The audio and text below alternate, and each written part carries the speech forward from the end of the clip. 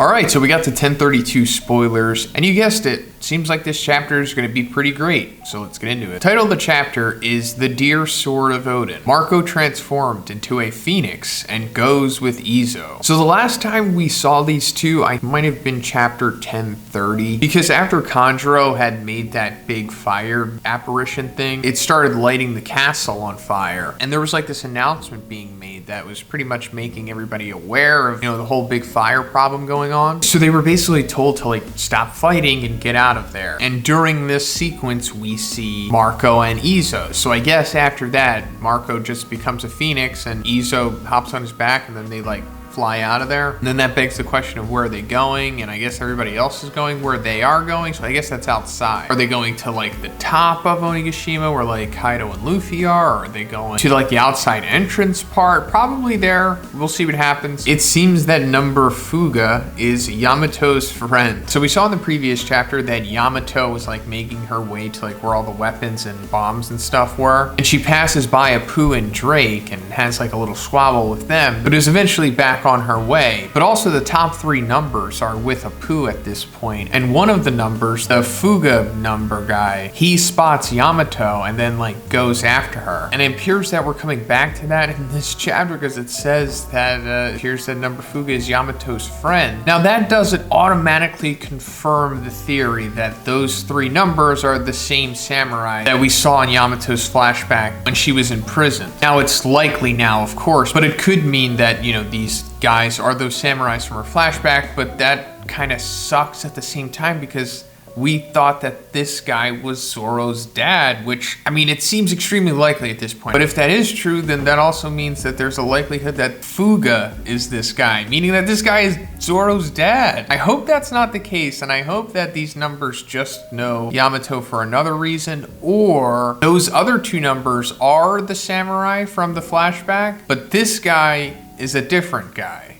He's not Zoro's dad. And that keeps Zoro's dad intact, meaning that he's likely going to be revealed to be Admiral Ryokuyu. And if you're shocked / confused by that statement, it's okay. It's not confirmed, but it's another, popular theory out there, and it seems like it might be true. But anyway, we have a lot of options going on right now, and it's all pretty interesting stuff. Brook and Robin fall from the sky above Fuga's head. Okay, so they're back into the picture now. They were running away from CP0 in the previous chapter, and we're going to see them coming back here because it says the CP0 goes after them, but they are injured by the fire yokai, the thing that we talked about in the beginning of the video that Kanjuro had made. Who discovers the CP0 and takes pictures of them to sell to Morgans? Oh, whoa, that's a twist. Very like Apu to do something like this, and I think that's hilarious. This Cypher Pole in general is just supposed to be, for the most part, kept pretty secretive.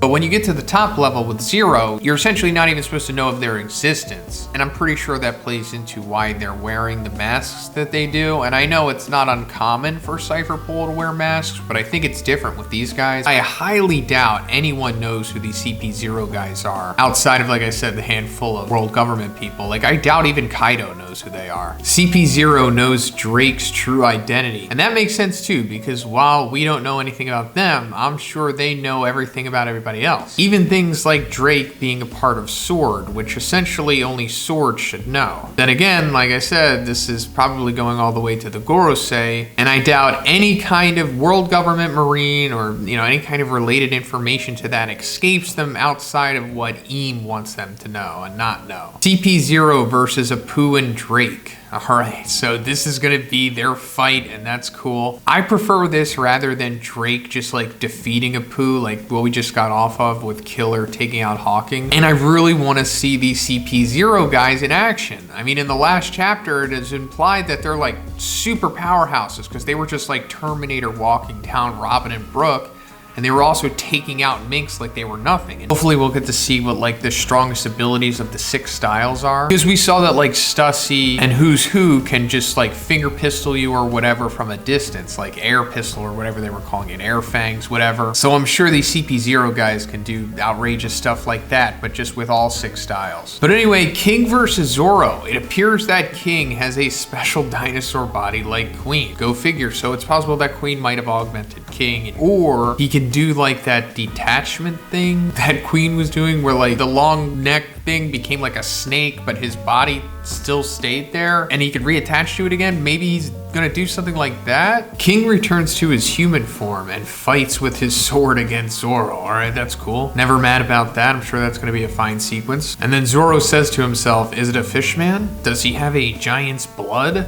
He obviously has the power of a race I don't know. If I don't solve the mystery, I won't be able to defeat him. So that's interesting that he says Fishman, because there's a lot of speculation that he might have like a sun branding, the way that like the fishermen pirates do, or just anybody who was a slave to the celestial dragons. And I'd probably bet on King being a former slave of the celestial dragons, because it was said that his race lived atop the red line or something like that, right? And we know who lives on top of the red line now. And we don't see any of the celestial dragons making fire or have wings or anything. So I'm assuming that King's race was forcefully removed from the red line, and there's a reason why nobody knows what his race is anymore, and he's probably the last one left. But the giant's blood thing is also very interesting. I don't know what to make of that. And it's also pretty interesting that Zoro knows the difference. I mean, it makes sense because he's come across all kinds of blood throughout his journey here. I mean, I know there's people in real life that can tell the difference between like a human's blood and pig's blood, but the whole thing about if I don't solve the mystery, I won't be able to defeat him, I think this ultimately means that he is going to solve the mystery here. I mean, I think it's safe to assume that it was going to happen regardless, because there's all this intrigue being built up with him, especially for like over a year now, since Big Mom insinuated that he was some special race that she didn't have in Totland. But anyway, the Enma sword reacts to the sound of a shamisen.